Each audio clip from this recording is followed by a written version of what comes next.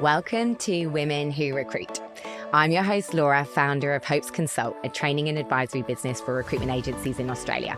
I've spent my entire career in recruitment, and I'm just as passionate about our industry today as I was nearly 20 years ago. The purpose of this podcast is to get to know and celebrate the incredible women who dedicate their careers to our industry. This isn't just about their highlight reels or the big rise to the top, although we will definitely touch on that. We'll be talking about what it actually looks like: career choices, leadership challenges, ambition, doubt, burnout, and the constant juggle of work, family, and everything in between. If you work in recruitment and you want to be inspired by the stories of women in our industry, then this podcast is definitely for you. Welcome to Women Who Recruit. I am so glad you are here. Okay, everyone, welcome to this week's episode. I am delighted to be here with Danielle Johnson. Thank you. From Sirius. Thank you so much for joining me today. I'm really excited to sit down and have a natter with you. So I'm just going to start with a little intro to Danielle, and sorry if this makes you feel uncomfortable. No. Everyone hates their bio being read out. But just to give you guys some context, entering her 21st year in recruitment business management, Danielle leads Sirius as the national director across 4 diverse brands: Sirius People, Sirius Technology, Culminate Solutions, and Industrious People. She was named the 2025 RCSA Recruitment Leader of the Year. She's also Vice Chair of the RCSA Council and a member of the RCSA Executive Network, actively shaping the future of the recruitment industry. What truly sets Danielle apart is her passion for people, whether that's helping clients build high-performing teams or mentoring her own teams to achieve their potential. She's a firm believer in continuous improvement, leveraging data-led insights to identify opportunities, fill gaps, and drive meaningful change.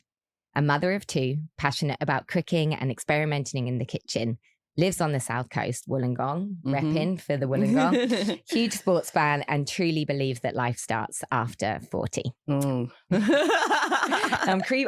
hoping so, because I'm 40 in August. So for Danielle, the journey is just getting started. There's always new challenges to solve, innovations to explore, and exceptional talent to uncover. What a career so far. Yeah, 2 jobs only in recruitment. Really? Yeah. I don't think I knew that. Yeah. So I started in my first job at 20. Yeah. Before that, I was a paralegal. So Were you? Yeah, I used to work up on Macquarie Street. Oh my God, how funny. And I just got sick of traveling to the city every day. Yeah. Yeah, look at me now. And I approached a Parramatta recruitment agency to find another legal job in Parramatta, because I lived, in the area at that time. And the owner of that business offered me a job starting a legal desk in their recruitment agency. So that was my opening to recruitment life. So how old were you? 20? 20. And how long were you with that business? 17 years, 16 years, right. yeah. And so then how long was Sirius? 5 years this year in July. That's amazing. What kept you in that first role so long? I would never have left if they didn't sell the business. Yeah. Okay. Yeah, it was an amazing role. I quickly transitioned from I was doing a perm legal desk.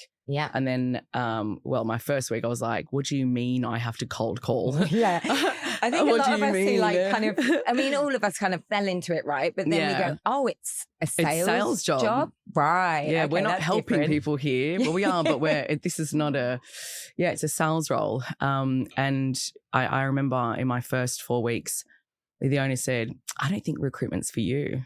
And I went, I'll fucking show you. I will show you. I will be the best. Nothing will fire you up like someone not having belief in you. Yeah. So during that time, it saw me move into a dual desk role, white collar, and then I moved into blue collar. Then I became the business manager of the white collar division, and then across the general manager across both divisions, and expanded. And it was a beautiful little company to work for. How amazing. And they sold the business while I was on maternity leave during COVID. So how do now I find a job? Yeah. And I guess back then I wasn't a big LinkedIn person. I remember, people message me on LinkedIn all the time asking me for, are you interested in blah, blah, blah. So I thought I might as well go through all those messages from like years ago, and started my journey. And you did it all on your own, as in like reaching out to you recruited yourself? Yeah. I didn't use an agency or rec to rec. But I started interviewing and landed at Sirius. And obviously after 15 years of recruitment and my many years of management experience and sales leadership. I had a lot of options, I guess, at the time. Yeah. But I'm very happy that I chose Sirius and would never look back. 5 years later. Yeah. And it's so funny, isn't it? Because you're so, I mean, I feel like, and obviously my whole network is recruiters, right? So my LinkedIn is probably very different to a lot of recruiters, but I feel like you're so prominent on LinkedIn and in the industry now. And I know LinkedIn has really become like its own thing in the last, 10 years, but what kind of caused that shift for you in kind of being more visible, LinkedIn, like that brand building side? Look, I joined Sirius to grow out their non-tech side of the business. Yeah. And then moved into the role I am. I think having the position that I am, part of the objective of Sirius is to have, better brand positioning or how do we engage and attract the right people to come work for us? And I think leading from the front in that way and being that, not the face, but being the presence that I need to be online is certainly an important aspect of any role in leadership. Yeah, fair enough. What surprised you most about if you look back over your recruitment career and the start of your career, obviously like the sales piece, bit of a shock. But like what surprised you most about kind of what it has looked like if you were to look back at it? Well, recruitment's hard. Yeah. Yeah. And I think that people don't understand the resilience that needs to go into having any role in recruitment, whether you're starting out as a trainee or moving into a leadership role or building a business, building a desk, finding your right market. It is hard. And I think a lot of people give up really early. Yeah. And I think that was probably the most shocking thing for me as well, like not being great at it at the beginning, but then, really wanting it and wanting to prove people wrong early on. And I think if you have that fire in your belly, you'll always succeed. Yeah, totally. It's funny, isn't it? Because I started when I became a consultant, literally like in that couple of week period, like Lehman Brothers crashed in the UK and like the whole market just went into disarray. And I just remember being like looking back on it now, like it was the best thing. It was the best way to cut my teeth because I didn't know any different. Yeah. And like everyone was saying no. And so it was about finding the people that would say yes. And it's like the GFC here in Australia. Totally. Yeah. And I really feel for consultants who started their career, like even in COVID, because, or like the COVID boom, I mean, because everything you touch turned to gold. And there's consultants now that, 3 or 4 years later are like only really, or the last couple learning of years, how to do BD, learning how to do the BD piece. And I think it's really hard to do it that way round. Yeah. I think when you start in this job and you just have that expectation from the beginning, like, oh, like there is a big prominent part of this role that's sales and the resilience and dealing with rejection. And I think getting that bit done up front is so important in longevity and then actually being able to weather. And just knowing how to have hard conversations as well with clients or with candidates. I mean, that pocket of the GFC and then moving into the COVID boom, I think one thing that was really important for me at Sirius and what's carried us through is that they never stopped BDing. Not one single consultant never stopped BDing. And I think they're all in great positions now because of it. It makes such a difference. People that are still here and people that have moved on as well. It makes such a difference. And what's been like the hardest season of your career so far? Because you've obviously got kids, obviously the business that you knew and you loved and you were committed to selling in a period of like absolute chaos in the world, and you would have had a small person. Like, is that it for you, or is it actually something else that has been kind of tricky for you to manage? If I'm completely honest, like this year has been the hardest for me. Okay. And I think I've got 2 kids. I've got a 13-year-old, well, nearly 13. I'm going on 19, and she's beautiful, Mackenzie. And I have a 5-year-old son who's just started kindergarten this year. Okay.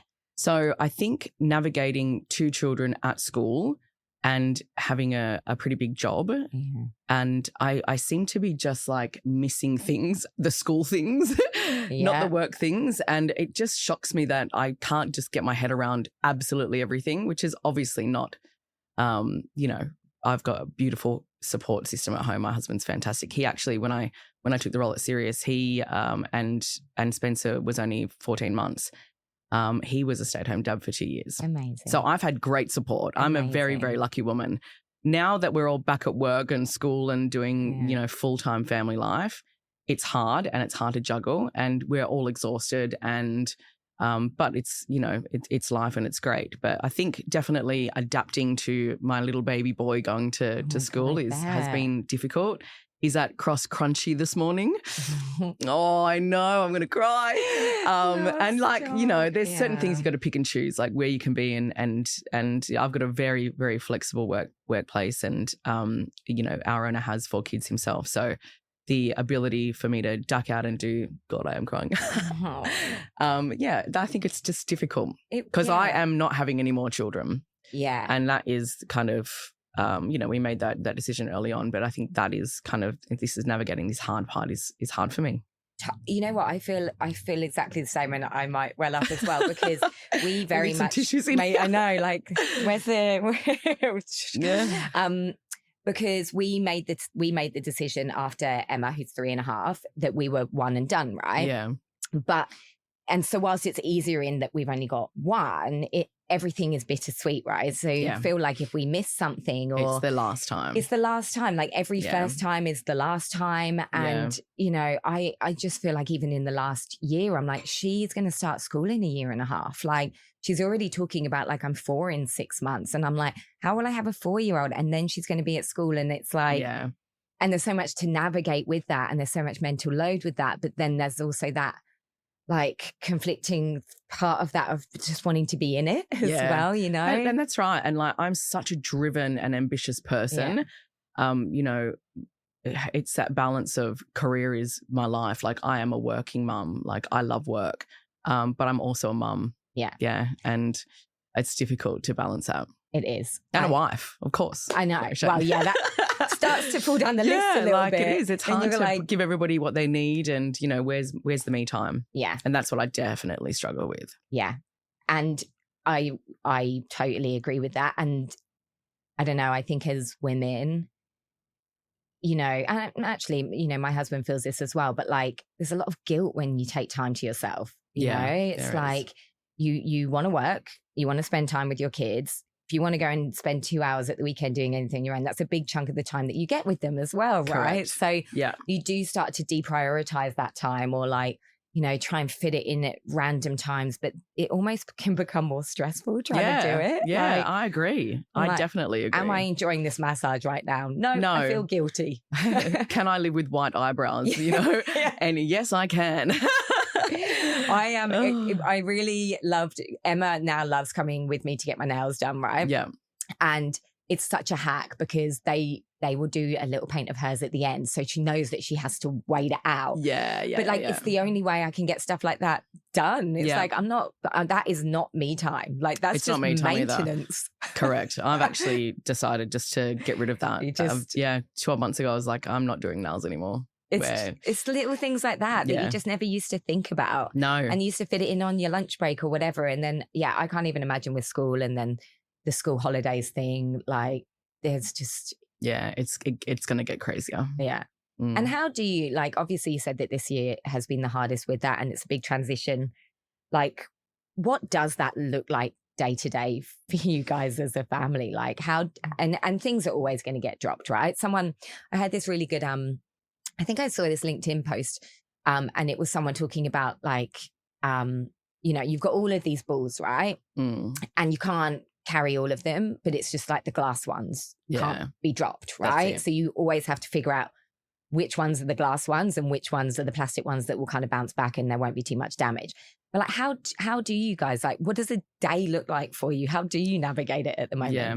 So the biggest thing for our family is having dinner together every night, and I cook a meal every night. Do you really? Yeah, every single night. God, that's amazing. So I pre-plan all my meals. Like that's the thing I love the most, right? Cooking. So I've got to find time to squeeze that in, whether I get home at 7 or whatever time. So biggest thing for us is we have a family dinner, homemade dinner every single night. And that is something that I pre-plan every Saturday and then do shopping Sunday or whatever. But a day for me looks like the alarm goes off at 4:30. Yeah. The days that I'm in the office, it's, you know, packing lunches or jumping in the shower, and my husband takes my son to before school care, or depends on what he's got his own business, so it depends on how flexible his day is. But I'm basically on the train or driving halfway in and grabbing the train from there. And in the office, I don't get home until about 6:30. Mm-hmm. And it's, at the moment it's reading, Nip sat in a tin and home readers with Spencer, and Mackenzie's in year 8. So it's catching up, on her day and the boys and all the, fun, exciting things that she's going to tell me too. But it's always dinner. But we actually are in bed by about 8:30, the whole family. Yeah, okay. Different on the weekends, different when my daughter plays, they both play league tag. So, if there's training in the afternoons or she plays a night game now on a Friday night. So, and sport on the weekends, but it's just a long day and it's like go the entire time. Yeah. Oh my God. Yeah. The fact that you managed, we still struggle with getting everyone to eat at the same time. Yeah, right. Non-negotiable in our house. Yeah, we do it a couple of times a week, and we will start doing it more when Emma goes to bed a bit later. Yeah. But at the moment, the pickup, but food is a big thing for us. And in my family growing up, that's what we did. You know, my mum worked full time. She was a single mother. She had 3 girls. And she worked full time, and we had dinner on the table every night at 5:30. And now I think about it, just as a teenager, being like, "What's for dinner tonight?" She'd tell us and be like, "Oh," imagine, oh no, the level of work that she was doing. It's But that was a big thing for us growing up. Home cooked meals, sit around the table, debrief on your day. It's something that it's going to be really important to me. Yeah, it gives the kids time to decompress a little bit as well. Yeah. Because, as soon as they get home from school, nobody wants to know, how was your day? What'd you do? What'd you learn? Yeah. So they have time to just not think about that. And then we talk about, something good or something bad that happened during the day. So that's nice. Yeah. I really, I do that. I do it with Emma when I pick her up. I'm like, how was your day? Who'd you play with dinner? Yeah. And I always find that she's like, she just needs a moment. It's like, Mom, and then she'll start telling me stuff, and I'm like, oh, okay, you just needed a moment. Yeah. Same as I need a moment. Yeah, that's right. And obviously with your commute, do you just work on it? Or do you it depends. It depends on what I need to do and how I'm feeling. I would love to just sit there and read my book or, but normally if I know I've got a busy day or I haven't planned and prepped enough for the following day or that morning, I will work the entire time on the train, which just gives me that buffer and breather, because no day goes to plan. You have your schedule or whatever, and you have time to block out to think or whatever. But recruitment's crazy, right? And things change daily. So working on the train is great. Or if I drive, podcast. Yeah. But there's probably not a lot of times where I just, blast my favorite music and chill out. No, you forget to do it, don't you? Yeah. And I'm really in the car by myself now, but sometimes when you get in and you look back and there's no one in their seats, you're like, oh my God, this is liberating. But I often just opt for silence nowadays. Yeah, I like find it too. everything is so busy and stimulating. You're like, actually, I've never valued silence more than I do now in my life. Very true. And it's a good, allowing yourself to think and giving yourself time to think as well. Yeah. It makes you better at what you do. And how do you keep those boundaries between work and home? Are you the type of person that is logged on the evenings? Can you switch your brain off? Because that's something I really struggle with, is that disconnect piece of work is over. And I think it's almost that transition piece from being in work mode to being in mum mode. That transition for me, it takes a bit of time. I really struggle with just flipping the switch straight away. And I don't have great boundaries around getting my head out of business mode. Is that something that you struggle with, or that you actually find that you're pretty? I think because I'm up and out of the house pretty early on the days I am in the office, the days that I come home after I've worked in the office, I'm straight in the kitchen, cooking dinner and prepping and planning. I often won't log back on unless I really need to. Yeah, nice. Because I've had that extra hour and a half on the train each way to do what I need to do. The days that I work from home, very different story. I find that the days I work from home, I'm, my office is just right there.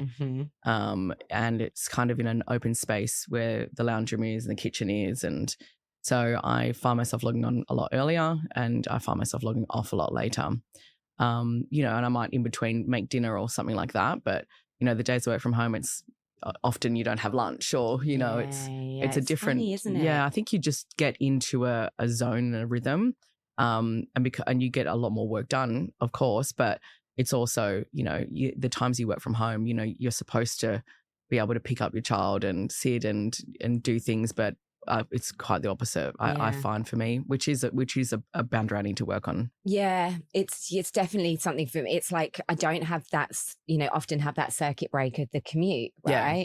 And it's different if I've been in with clients and then like I go home and then I get it's almost like I've had that decompression. Yeah. But it's like last email, go to pick her up. Like you're still like your brain is still there. And sometimes when things are on at work, I struggle to sleep as well. Yeah. That could be the perimenopause. I don't know yet. I've been thinking of this. I'm blaming work, but I'm definitely I a mess. Used to be up at 3 a.m. every day. I know. Like, it's a crazy time, isn't it? And I don't know whether it's also because I get up, I'm the same as you, 4:35. Yeah. I need a bit of time in the morning to myself. Like, yeah, okay.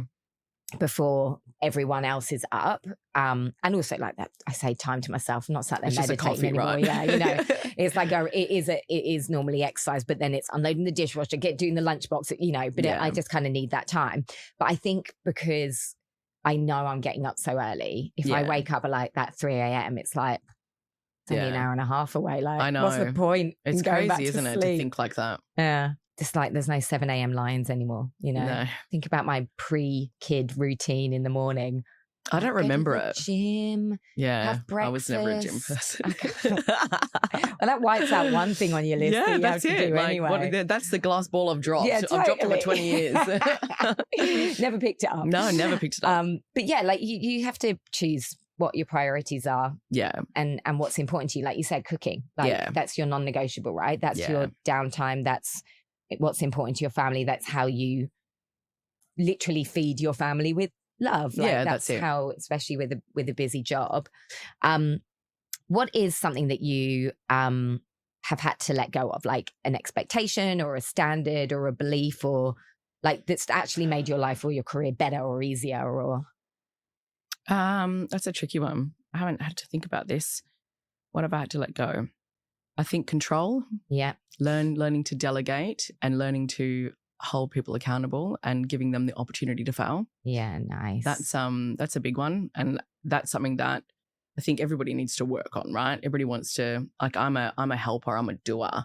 I want to make your life as easy as possible. I'm thinking I need to make my life easier by making you learn and develop yourself. And most of the leaders that I work with have the same problems, right? They want to be, they want to do, they want to be involved, but we're really disadvantaging the younger people and the younger generation around us and below us if we don't give them something to grow and develop their own skills instead of doing it all the time for them. Or totally. Yeah. And recruitment's such a practical role. You spend so much time in the seat of doing. Yeah. And then I think when you move into leadership and senior leadership, it's that real mindset shift of where my value is here, because you're so used to being able to like input, output. Correct. Activity, results, tools, like you're practical, everything's tangible. And I think when you sit in that leadership role, I certainly found it hard to shift into that mode of being like, delegating is not offloading, it's empowering. That's right. But it's really hard to make that shift. And I often hear myself giving my leaders advice when I should be taking the advice myself. Well, I should do that. So you say it and you're like, that sounds tricky. Great. I should probably. Yeah. That's I've over the years that's definitely been something that I've had to focus on. Yeah. And has there ever been like any times in your career where you feel like you've had to lead in a way that is not aligned with you or not authentic to you? Or do you feel like you have been able to kind of carry you through your leadership journey? Anyone that knows me will know that I am unapologetically me all the time. Awesome. Very, I wouldn't say loud, but very, I wouldn't say direct either. I think that I have a presence, and I've never once wanted to or had to change. I'm very fortunate that the people around me at Sirius like hopefully they like what I bring to the business and my personality. But I think, no, I haven't really had to change. I think I've had to learn to distance myself and set boundaries for myself within the office. And that's purely because I've moved from one role into another. Yeah. And I probably think I've done that a little bit too quickly. That transition. Yeah, not the transition into another job, but the transition of distancing myself. Yeah, okay. Because, you know, I was there all the time and instead of moving into that more strategic level. Yeah. But that's reflection, right? Yeah, totally. And like we can't, it's how we carry the things that we would have done differently, right? You can only do what you can do at the time with the information you have and with the tools that you have. Yeah. And obviously that transition from your previous, because the folk, you obviously said started legal, but then grew out kind of white collar, blue collar, the transition over to Sirius, like culturally, was it super aligned from the get-go for you? Was it, given that you'd been in your previous environment for like such a long period of time? Yeah. Was that a big shift for you? And especially with having a 14-month at home, like. It wasn't, because I think the value alignment for me was there. And recruiters are all the same at their core. They're driven, they're ambitious, they want to achieve, they have personal goals, they have bigger goals. So no, it wasn't hard to transition. And I think the people that were at Sirius when I first started really made me feel very welcome. I started the day when we went into our second lockdown. Yeah. Yay. So, yeah. Remember that time. It was difficult to lead and grow a team and become part of a team as well. Yeah. Via a camera. Yeah. Via Zoom. And was your son in daycare? No. So my father, my husband, that's right. was You a said stay-at-home dad. Stayed at home. Yeah. Okay, cool. So I would be locked in my little office. Fully remote, but there for like 12 hours a day, starting a new job, leading a division, and yeah. Would have taken some guts. Yeah, it was crazy times. It was crazy times. I remember that second lockdown was brutal, wasn't it? But like having to deliver all my training online was like killer for those few months. Yeah. You know? And it didn't fully transition back. And in my first trimester with Emma, and I was so sick, I was doing all of my training online, but things had just started opening up again. And I'm like, I don't understand how I'm going to travel again. But I literally would be like logging on to do like a 2-hour workshop and then having to lie on the floor for like half an hour, quickly run off for a bomb, get back on. And it was brutal. Like it was exhausting. It was draining for people. I think recruitment became very, very hard around that time. Do you think we'll ever transition away from an on-screen or like having an online presence in our roles, whether that be training, leadership, development, even client meetings, candidate meetings? It's so interesting, isn't it? I actually was having this conversation earlier on this week because I think people are craving more of that face-to-face time again. And I think we look at flexibility we still look at flexibility in the way of like, what days do you work from home? It's crazy, isn't it? And I'm like, true flexibility. And I was really lucky with my husband in his last role. Like his boss had 2 young kids, right? So he just got it. And it's like true flexibility. Yes, they had kind of rules around when you're working from home, when the office, but the true flex would be like, well, Emma's got the doctors this morning. So of course he's going in at 11 so he can, it's just like, and he would log on every evening and work. And I think like allowing people to work in a way that actually suits what their life rhythm is and their family rhythm is true flexibility. But I think people are starting to crave more of that face-to-face time. I've certainly seen like consultants who have only really been recruiting since COVID start to find it way more enjoyable being out and about meeting people and going to events and holding events. Every event I've been to recently has been packed. I think people are actually craving that. Yeah, I agree. That contact. So I think it will always be there. I think it will always be a useful tool, but I'm hoping that we don't hide behind it forever. Like how different does it feel to sit in the room with someone? Crazy different. And it's so much better. You instantly build rapport. You can see them. You can feel their emotions. Yeah. Sense their body language. Their energy, right? Yeah. And even when I decided to do this podcast, one of the options I was looking at was doing it, you know, via Zoom and like just doing the report because it's just me and my business. And then I was like, no, like I want to have real chats with people, and I just do not want to do that. Yeah. Like I just don't want to do. Yeah, I want to see the tears in real life. I want to see them on the table. I just didn't want to do it over a screen. No, I agree. Like, it just felt so impersonal. And you know, the difference between an in-person meeting. It's so different to online, right? You know, on an online meeting, say it starts at 9, everyone has got another meeting at 9:30. I know. You know, whereas in person, you always used to leave that 20-minute, even a half-hour buffer. Yeah, I've got to get from here to here, walk, and so different. And like my online life was less busier, so functional, and life, And I think, and I find it hard to be objective to that because I'm like, my life is busier, you know? So I'm like, is life just busier, or is it just that, you know, I had a kid certainly busier and it just feels busier. But I think people are craving definitely more of that one-to-one. Yeah. Just FaceTime with people, community. Even staff in the office want more. Yeah. A lot of people have been like, a lot of consultants that I know, and they choose to go in a few days a week. Yeah. Like they can work from home. We have most people working in the office. Full time. Yeah. Some people opt to have the days that from home. Yeah. But yeah, most often than not, people want to be in the office. It's amazing. And that's such testament to the culture, right? And the type of people that you're bringing in. I've got a client in Melbourne. They all choose, they can have a couple of days working from home. They all choose pretty much to be there every day. You know, it's blue collar, it's fast paced. They want to be able to like have those conversations and bounce off of each other. And I think there's a lot more of that. And I think it's just then saying like, we've got your back, like when you need it. I think that's what people need. They need to know if, I don't know, the washing machine breaks, they can stay at home that morning. It's like proper flex as opposed to counting the hours.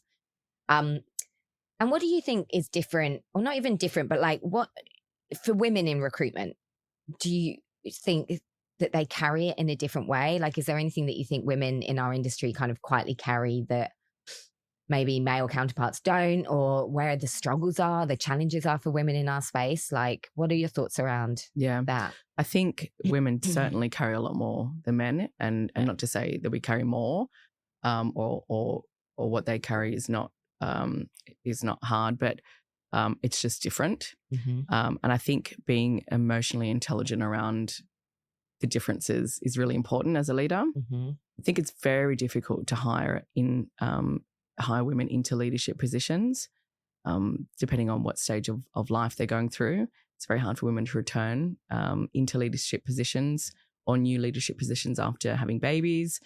I don't know if I mean, we have a great group of women at Sirius. We actually have a little club called the Women of Sirius. Do you? Yeah, we do breakfasts and we do some lunch. Awesome. Yeah, we do like cool things like go to Chicago or, you know, but it's really nice to have that ability to rely on each other and support each other along the way.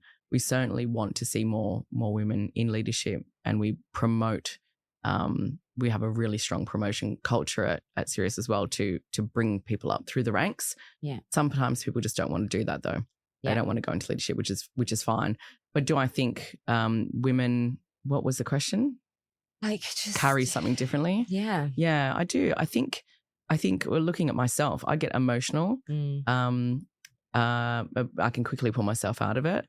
But I think that the biggest thing for me is you just don't know what people are going through on the outside, and to just never be quick to judge, because you just don't know. Yeah, and I'm cautious of generalizing, right? Yeah. But I think as women, naturally more emotional beings, this role, you're dealing with people all day, every day, right? And so I think that emotional element of the job can definitely take its toll. Yeah. And then you've got to weigh into that, even just like the hormonal journey women go over a month, let alone then having kids and then or entering the next phase of their life. Totally, like perimenopause and then menopause. And like I think there's so, you know, we don't just operate on this even keel, even That's right. over a few week period, right? So then when you have a high pressure, busy, quite emotional job, it's a lot. It's a lot. And you can see why then women, you know, the the desire potentially to get into leadership and carry more emotional load, especially in an industry like recruitment, might not be as appealing. Yeah, that's right. And looking at, you know, when they do start a family, the balancing act, and it is quite different. Yeah.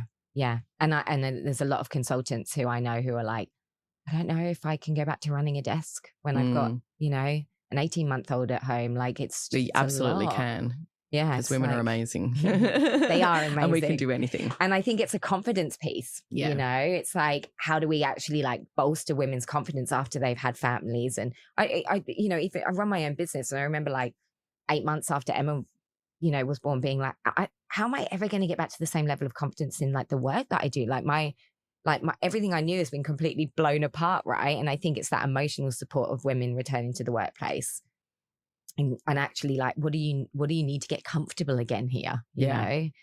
And it's even just returning to work after having a baby. You know, people's bodies change, and we still have to, you know, be this confident, outgoing, you know, corporate girly. And sometimes you just want to put a pair of runners on and not wash your hair for a week. But, you know, that's just regularly. So I think that's difficult as well, like having to get up and having to get up and doing all that, whereas men might just get up and, you know, put a shirt on and. Oh, yeah.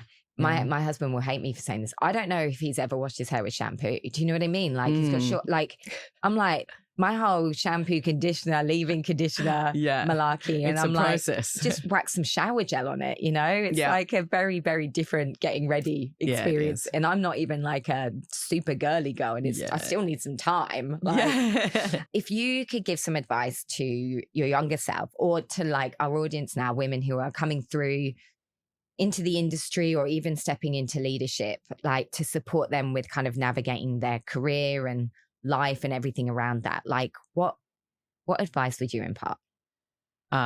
Okay, so younger self and younger women, I would definitely say don't be so hard on yourself, because even though the job is hard, you definitely can get through it. Think, looking back, the advice I would give myself is, you know, be kind to everybody, because, you know, you never know. Well, not to myself, but to everybody. You never know what is going on behind closed doors with anyone, and kindness goes a long way. I think seeking advice early, if you're unsure about something, never be afraid to ask. I think sometimes women in general are too scared to show vulnerability and that they can't do it, or that, you know, especially if they're working with a lot of, you know, male counterparts, they might be in a different desk or doing better, or, you know, seeking advice early and nailing, you know, your development pieces is really important. Biggest piece of advice, that's probably it, really. And just keep going. Be resilient. We're amazing. Yeah, we can do wonderful things. We are. And what's your go-to outside of cooking? Is there anything else? Like, I've had a fucking day of it. Like, kids doing your head in, work's been stressful. Like, obviously we don't get a lot of downtime, but like, what's your I've had a day of it ritual? You know, if you could, you don't get to maybe do it as much at the moment, but like, if you could design it, do it guilt-free, what would it look like for you? Like the ultimate self-care, fuck everyone type thing. Just leave me alone, and with a maybe a really nice bottle of French rosé, and I've got the best day planned for Mother's Day, and I've only curated it today. Yeah, so the you have to share it. Yes. Okay, right. So the UFC's on, and it's a great title fight, but the Tigers are also playing at the same time, and I'm like, Shane, I don't think we'll be able to watch both at home. Maybe I should go to the pub by myself and have the UFC on and my beautiful Tigers, and like that is the ultimate day, like a big bowl of chicken wings. Oh my God, I love this for you. Yeah. I love it. And I love that a lot of people potentially would have expected this to be like, right, well, I'm going to go and get a massage. I'm going to go and do whatever. No. Going to the pub on your own, having a few drinks. Like, you know what I did? Just quiet space so I can concentrate on the game without being asked, Mum. Yeah, we really struggle with that. Like, that's the football, the AFL has always been one of our things, right? Yeah. And we love going with Emma, and we love that she's interested in it and that she's learning all the players and stuff. sometimes you just want to watch it. Yeah, you just know, stop talking. Just want to watch it without someone wriggling around. Yeah, and that's what I want. Didn't realize little things like that you just don't get anymore. And so whilst you get the beauty of sharing it with them, correct, sometimes you just want the silence. Absolutely. That's what I'd love. I'd love silence. Yes. Oh my God. That's what I want for Mother's Day. Or take myself out on a little date where I have the best meal ever, or, something nice. Yeah. Because I don't know about you, and I obviously love seeing my girlfriends and catching up with my girlfriends, but sometimes I want that night out on my own. Yeah. I've done it a couple of times where I've literally have taken myself on a little date, got some food, had a glass of wine, taken my Kindle. And sometimes that's what I need. I don't need more stimulation or more energy burn. What I actually need is to be out in the world, but on my own, and remember what that feels sitting in like. the sun. 6 oysters and a glass of champagne. So good. That's inspired me for Mother's Day. Danielle, thank you so much. You're very welcome. For your honesty and for sharing your journey. It will be so inspiring. You are an inspiration definitely to the industry. And I'm really, really grateful to have had this morning with you. So thank you. I've loved it. Thanks so much, Laura. Thank you so much for tuning into this episode. I really hope you enjoyed it and have taken something away from it. Click follow to receive new episodes as they're released. And if you know someone else in recruitment who needs to hear this episode, please send it their way. Lastly, leaving a review is so appreciated and helps others find the podcast. I really look forward to seeing you next time.